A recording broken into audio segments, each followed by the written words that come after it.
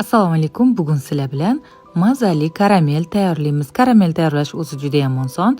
Tort va pishiriqlarga bemalol ishlatsangiz bo'ladi. Birinchi idishga shakar solib, past olovga qo'yamiz. Karamel uchun kalyaxni 33% qaymog'idan foydalanamiz. Bu qaymoqni tort, pirojnilar uchun bemalol ishlatsangiz bo'ladi. Oddiygina qand to'pasi bilan ko'pirtirilgan kremdan juda ham chiroyli, o'zini shaklini yo'qotmaydigan krem hosil qilish mumkin. Albatta, qaymoq sevuvchilar bo'lsa, nonushtida bemalol iste'mol qilsangiz bo'ladi, chunki umuman hidi yo'q. Kalyax qaymoqlari nozik tabiiylarning tanlovi. Past olovda shakarni yaxshilab eritib olamiz. Qaymoqni ham olovga qo'yib isitib, mazali sifatli kalyax saryog'idan qo'shamiz. Sifatli saryog' bilan karamel yana ham mazali bo'ladi.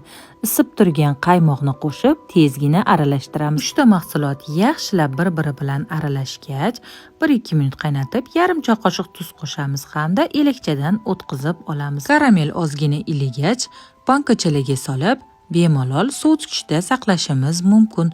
Juda ham mazali karamel bo'ladi. Tort, pishiriq hamda snikerslar uchun foydalansangiz bo'ladi. Yoqimli ishtaha.